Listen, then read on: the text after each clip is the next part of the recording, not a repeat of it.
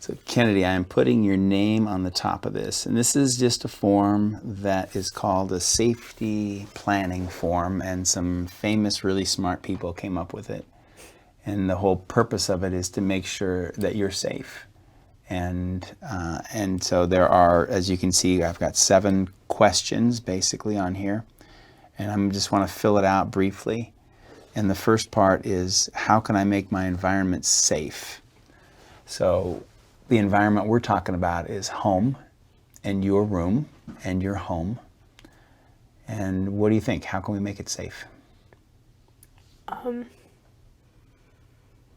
Maybe leave when my parents are fighting. Okay. So you get out of the environment. You could leave. Okay. Lock up guns. Yeah. You know, that's one of the things that I think is really, really important, because guns are pretty dangerous, especially if you're feeling suicidal. So lock up the guns. Anything else that you could do to make your house, your room safer? Okay. Have you had thoughts about other methods besides shooting yourself that you would use? Overdose or cutting.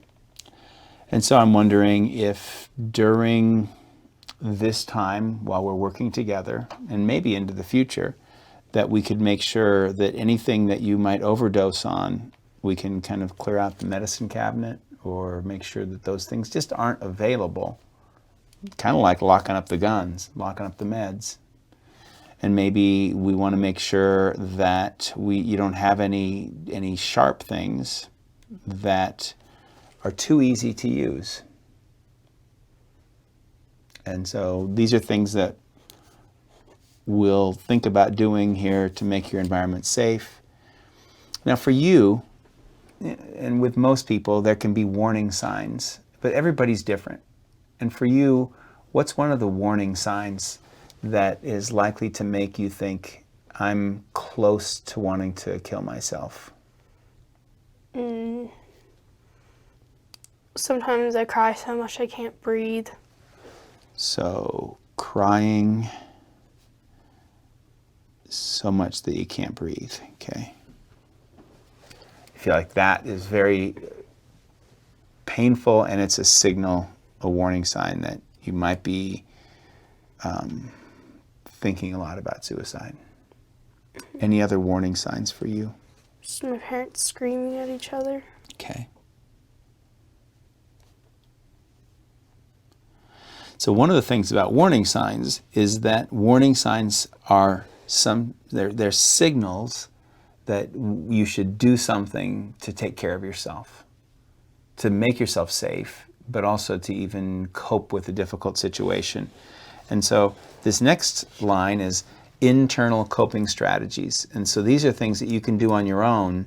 And I know we've already talked about that. And so we've got Douglas here, right?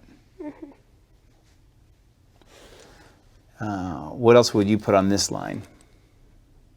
Maybe just walking around. So walking. And I remember from the page before, I'm going to put music on here because you had rated that pretty high. So we got a few coping strategies. Now, and then people and social settings, it's kind of different, that provides support and distraction. We've already talked some about that, and you got some friends that you could call or text, right? Yeah. And give me a name. Who would be your first friend you're going to call? Surya. Surya. Did I spell that right? No. Not even close. No. Huh? All right. Start with a C. Surya. Surya. Gosh. Spelling out. Okay. Who's your second choice? Bella. Bella. Who's your third choice? Grace. Grace. Now, I'm guessing that these orders can change depending on how you're feeling on a particular night or a particular week. But we have a top 3 here of people who any of those 3 might be worth calling, texting.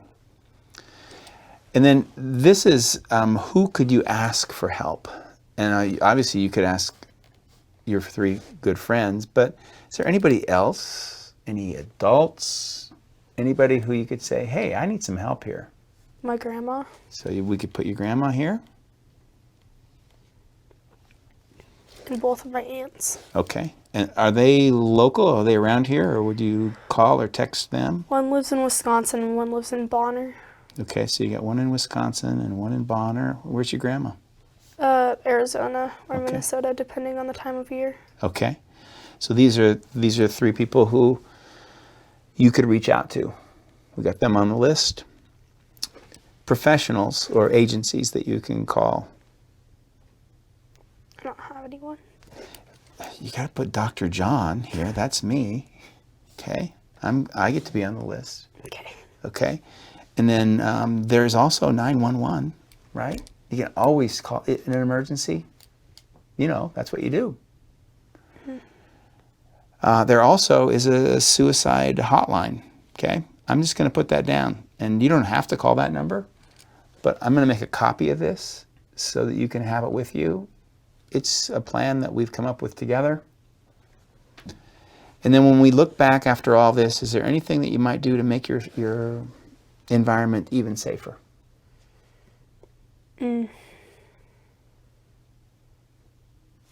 Living with a friend if it gets really bad. Okay. We got that down. Live with friend. As an alternative environment that might be safer for you. All right. I'll get a copy of this. I'm going to be in touch with your parents right away to set up a time for me to meet with them separately. We will start to make a plan. In the meantime, you've got this safety plan that you can use. And so I'll give that to you, and I'll keep a copy. And you'll know you have these options if things feel really, really rotten. All right, any questions for me? Anything in particular that you want to remember about our meeting today? All of it. Yeah, you just want to remember it all? Okay. Well, I hope you have a really good memory then, because we talked for quite a while. And I know I wrote a few things down, so I'm going to try to remember too. Oh, do you want a copy of this list of all the things in your ranking? Sure. Okay. I'll get a copy of that for you too. Great. All right. Kennedy, thank you very much for coming in and for working with me. Thank you.